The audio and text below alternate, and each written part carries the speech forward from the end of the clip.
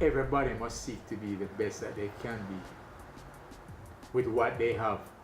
And you don't have to have an expensive Nikon.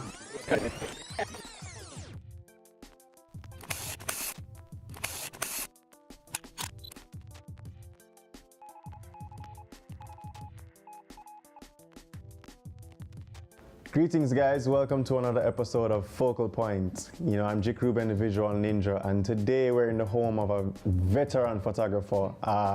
This man is, when you talk about Jamaican premium photographers from back in the day, you mentioned this man, and I want to introduce you to Howard Moo Young. How are you, sir? Oh, I'm blessed. Thank you very much. Great to be here. It's definitely a pleasure being here. Trust me, you don't know how much it's mean to me. I remember the first time I saw you and your work was at my first live event actually, Speak Easy out by Hope Garden by the Shell Bandstand. Oh yes. Yes, and Long time ago. yes, I remember you were exhibiting a small collection of your drawings and your photographs, and I was like, yeah, nice. As a young photographer, it was probably 2 years into me being a photographer, or a year into me being a photographer, and I saw it and I was like, wow.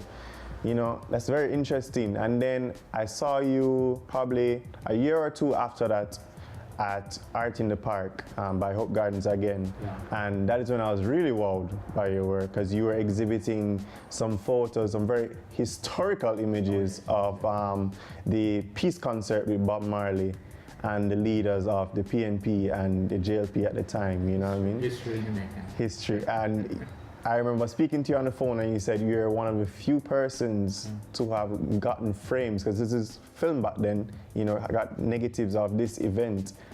It's Actually, I was the only person to have taken those photographs of that event in full color. In full color. Because Kodak had just brought out Kodacolor 400 2 weeks before. Wow. And I was handed a roll by Urban Wynn from Salamoto. And he says, Moo Young, come here. I want you to test it out for me. It's like he knew. Like he knew. I forgot completely because I put it in the refrigerator. And I was not really hoping to attend the show until the last minute. Of course, it was too late, no film. So I went there with one a roll of 400 Kodacolor film. Wow. Yeah. So that's how it was. I mean, we live in an era where it's digital era, you know what I mean? So it's no longer the SLR, it's DSLR. Yeah. So I can shoot as much as my memory card can hold. And so I'd have to think about which shot. I mean, I do, but I don't have to. I don't need to.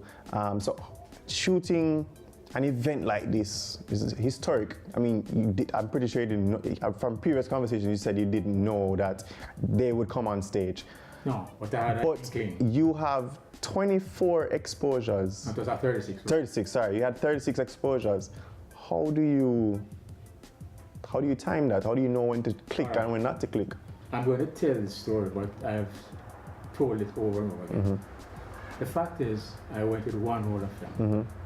I have never seen Bob Marley in concert. In fact, I've never seen Peter Tosh, nor any other Jamaican artists who really top artists when they're on their time free. And I decided I am going to shoot half of the roll first.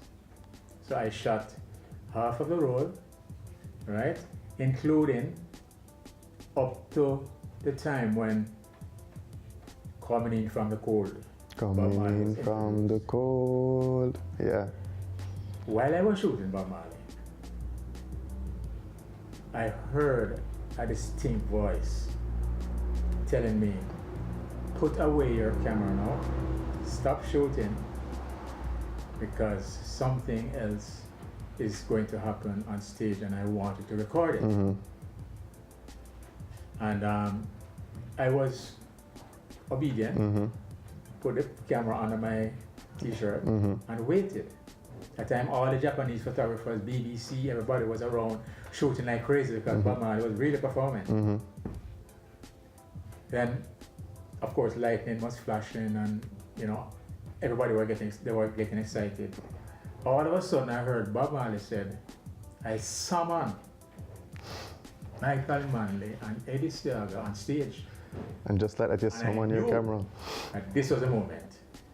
I think it was destined for me to capture those pictures. And today, I think they are very, very valuable to me. And they are, I would say, they are up to now, they are the most important pictures I've ever done in my life. I can just imagine. But I was glad to be there. I not only took the pictures, but I advertised the show. I did the poster. Yes. Did the billboards, did everything. So I was kind of part of the whole function, you know. Okay. Before we get into one of the cliche questions everybody expects, I'm going to ask you to just give us your other backgrounds, because I know you not only do photography, you're in advertising, you do graphics, and you're also an artist. Yeah, well... A very brief introduction to it. Okay. Having left Fulmers, I went straight into advertising with Jerry Dunlop, an associate who was my mentor. Spent 2 years with him, and I went on to Macmillan Advertising as an assistant art director to John Hill, who was art director at the time. And I saved enough money to go to art school because I wanted, at the time I saw and I knew that if I did not go away and have formal studies and come back to Jamaica, hardly anybody would recognize the work at that time. At that time. So I applied to 10 art schools, 10 different art schools in the States. And I decided to go to School of Visual Arts. East 23rd Street in Manhattan, where I studied advertising and graphic design. A part of the course was photography, creative photography.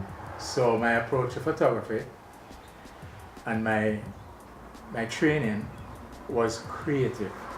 I had to learn the technical side, lighting, composition, aperture, speed, everything, but it was more creative, how to interpret.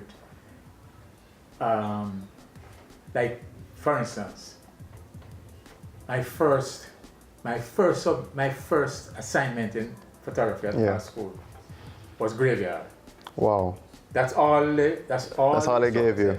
Graveyard. I'm not saying nothing else. And so it's up to you to. Can you imagine, right? I'm leaving Jamaica. And the only graveyard I know is Jamaican. Not even, was Dufcat around at that time? No, it was not around because I worked on the introduction to Dufcat, but you had Sunset over by Harborview. And graveyard to me was just a place where dead people were buried. So I said, no, this is a creative assignment. No. So I went to the encyclopedia, I went to the dictionary. We didn't have computers in those days, we didn't have email, we didn't have Google. So I had to figure out what graveyard meant. Graveyard is a place where you put away discarded materials. So it could be a graveyard of airplanes. Yes. A graveyard of army. Tanks or what have you. Yeah. It could be metal. It could be boats. It could be buildings. Says now, at that point you realized it wasn't only about for humans. I realized, whoa, I understand what he meant. So I started. I didn't look at the military cemeteries or anything. I started to look at where groups of, where they discarded unwanted stuff. So that was the thinking behind the creative photography. Yeah, things like love. And of course in those days, love between a man and a woman, love between mother and father, love family. But I realized that love is such a big thing. Love of animals, love of religion, love of God, love of food, love of the sea, love of different things. It was very, it was difficult to even see two of the same sex holding hands at that time. Way back in 1964. See how far out? Long time, right? So today, if I said love, it could be love of anything. But that's how you start thinking about fine art, creative art. So that was my introduction to art. Until when I had my last graduation assignment was to do 12 black and white 8 by 10 photographs. Yeah. Develop the film, print it, 42nd Street. Yeah. That was the title. Mm-hmm. So every student in class had to do 42nd Street. Mm-hmm. So it's the way you interpreted Yeah. 42nd Street. Yeah. It is not like what 42nd Street is today. Can you just pass that banana leaf for me? It is one of my favorite photographs because this Can I show this camera here? embodies Eternal Father bless our land. Oh. Right? Now these are banana leaves, about 2 or 3 that I saw. I did light it. That's all natural light, I yeah. saw it naturally lit. And I just took my camera and took it. But guess what happened? If you look at the waterfall, if you look at the water dripping, that's how I took the picture. It's different image. I took the picture like that. But in school, I remember when you're painting or drawing, my instructor always said, look at the 4. Change the orientation. When I did like that, I said, right, that's a flag. One more time. You know? So this is one of my favorite ones. In fact, Minister showed about one for his office. First time he was in office. He loved it. You know? Nice. And a few people have that. All right, Mr. Moo Young. What makes a picture? Why? Let me tell you something. There are 2 kinds of pictures, right? The one that you can plan, like in a studio, a portrait session. Lighting is perfect, everything is fine, the clothes, the hair, the makeup. That is one kind of picture. But there's another picture you do not plan for, and it happens in front of you. Like the Bob Marley shot, and like the one you were telling me about. Yes, with Skip Marley. You cannot, sometimes you don't know what is going to happen in a split second of an eye. And this is why you have to have everything ready. But basically, lighting is important. Lighting. Definitely. Composition. And subject. So whether your subject is a bird, whether it's flying, pitching, eating a piece of ackee, right? Or whether it's fighting another bird or playing in the branches, that's different. But you have other photographers who like a perfect bird sitting down. It's a nice picture, but it doesn't move you. Yeah. Right? It's like a portrait. Sometimes a portrait that you set up and you look for in the camera looks perfectly good. Everything is perfect. But you have another portrait. The person don't know that you're taking it. And a split second, something of that glint in the eye or that just turning around, and that is it. Let me tell you something. That is the picture.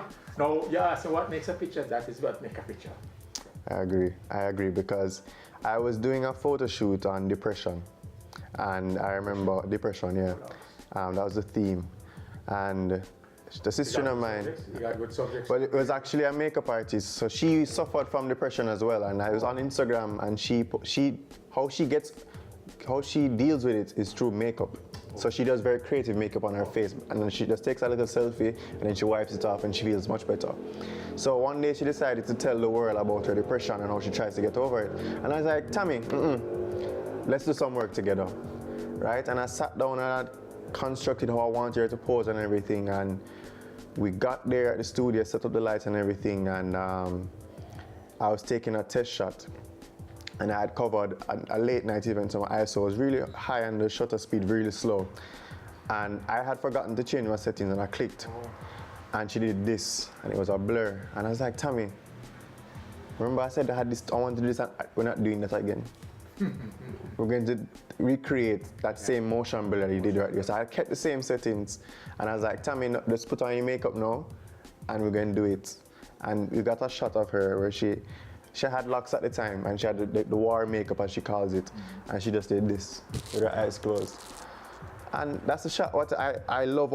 I did the rest of stuff I had planned, but out of everything that we did, that was a shot that really made it, and it really told the story of her depression and how she is coming out of that depression, how she's fighting it.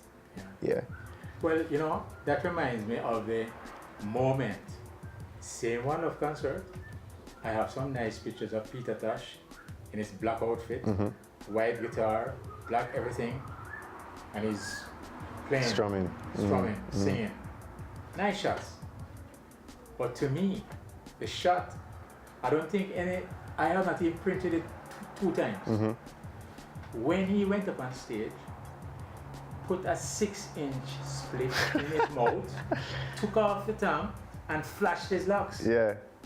And that is a shot to me of Peter Tosh that I like.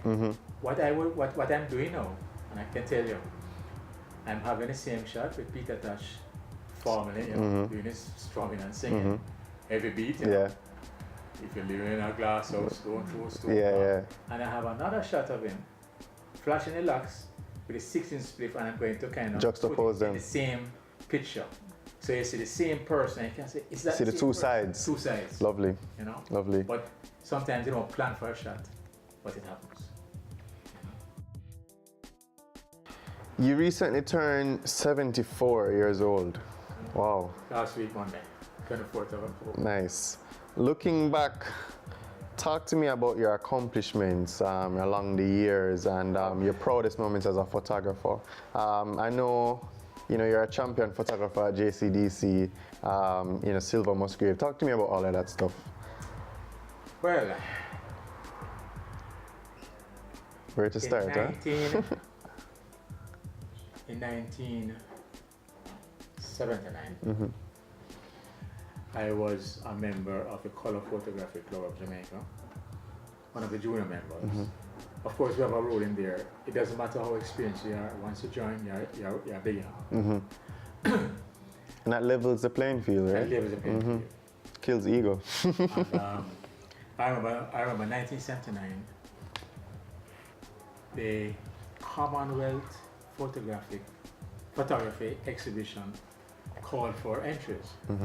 But to enter, you would have to be a member of a photography club. Wow. So it so happened that I was a member. So all the members decided to put forward some photographs that they think would be suitable. So we were invited, choosing 3 photographs to enter. And then it to be looked over by the senior members of the club to choose which one would be entered. Yeah. And mine were chosen. And of course, many others were chosen. But at the time, no, I am one photographer or artist. I'm gonna tell you right now. If I enter a competition, right? Yeah. I enter it, fill out my forms, put it in, forget it. I do not call and say, boy, it's George yet or how it's going. No, I forget it until the results come out. Yeah. So the next thing I know, a couple of weeks or months after, we were notified by the High Commission, the British High Commission, that it was judged. And I was the only member that got a silver for color portrait and a bronze for black and white photography, sports. Nice. But other members got prizes, so it would be a traveling exhibition from country to country, ended up at Edmonton, Canada. Okay. The same photograph, right? With Bob like Yeah. that was the one I got the silver medal. Nice. And the sports one was taken at the non-money games. I don't even know where negative is now. But it was taken at non-money games, and it was a baton being passed from hand to hand, which was dead sharp. Yeah. But the feet were blurred. Yeah. And that got the bronze medal for sports, Yeah. black and white. And it was a black and white. And of course I was elated, my photograph in the paper, it was a write-up. The club was highlighted, and I was glad for the other members of the group that got prizes too, honorary mentions and all that. So that was my first exciting moment in photography. Nice. Then 1979, I entered photography. In those days, we could enter, now listen to me carefully, I'm going to shock you. In today's festival, Yeah. you can only enter 3. 3 pieces, yeah. In those days, you were allowed to enter not more than 44 pieces. 11 classes, 11 categories. 11 categories. Right? Which is, which is portraiture, figure study, The different genres different. yeah. And the 4 classes. So it was 11 categories, 4 classes: black and white, black and white print, color print, best slide, and creative. Wow. Which is like computer. I ended up with, when I think about it right now, you see, I know exactly how I felt. I felt I could just go outside the room and just don't want to come back, because in those days, instead of just adding up everything and say, John Brown won so much medals, but can you imagine that every category they're calling you up? How old Moo Young? How old Moo I Young? ended up with 5 gold, 5 silver, 7 bronze, and 22 merits.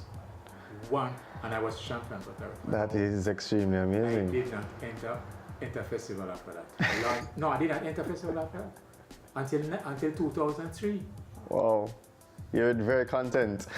No, not content, but I decided that I would. And there comes a time when people said, "Oh, I'm going to entering," and I went up. Oh, you didn't want No, that? no. Yeah.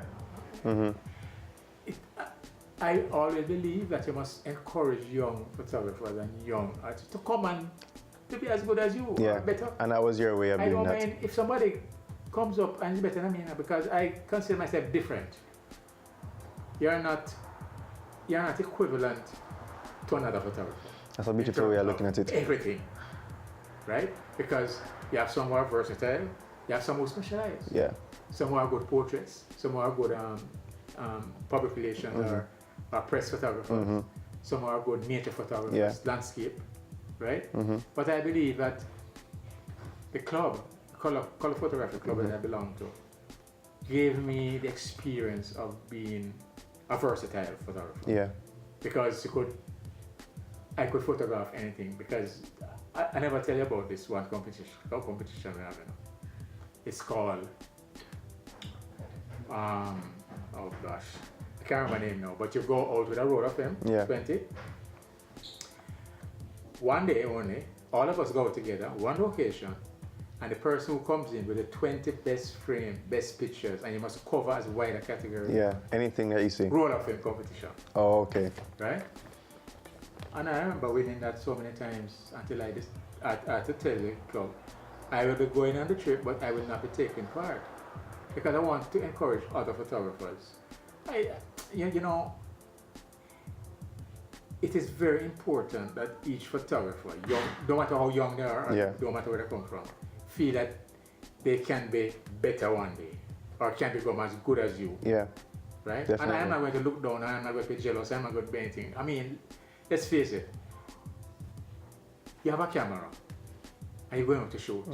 Everybody have the same chance of taking good photographs. It's just for you to learn and to decide which direction to go. So my encouragement is that everybody must seek to be the best that they can be with what they have. And you don't have to have an expensive Nikon. Or Canon, or Canon. Sony. You can have a little, in those days, you could have a little Pentax or a little Kowa or a little, you understand what I mean? Yeah, yeah. Because photographers today believe that it's a camera that does it. The camera is is your eye. This is the first camera. It's your eye. It's what you see and how you perceive. And you can know photographers when they're gonna see. You have some who will just jump out of a box and click, click, click, click, click, click, click. And you have some walk around, Observe. look, observe, see the sun, see where it's behind, Study. and then you decide now, should I take a wide angle? If you have enough lenses, or if you have a zoom lens, should I take a wide angle? Or should I take a telephoto? Or should I take a macro? Yeah. Right? Not all of us are blessed with lenses, but in those days I had lenses. But That's what I would suggest. Not because you win all these prizes and you win cups. Yes, it's good. You're recognized. But guess what? It don't make you a better photographer. You're just doing what you're doing well. It's like ball to run and him just run well, and if him win, and him win. Yeah. But he's running good. Yes. You know, you learn to run. Yeah. Wow. This has been a really good conversation with Mr. Howard Moo Young. I'm glad that you enjoyed it. And I wish you, listen, this is the first time meeting you. And I believe that. This is the first of, it won't be the last. Definitely won't be the last. All right, people. Thank you for checking out, Focal Points another time. I'll see you, next episode. We got someone. Man, we have so many people that we need to interview, But I'll catch you next time, guys. Remember to subscribe, tell a friend to watch Focal Point. Thank you. I like the name, Focal Point. Mastermind here.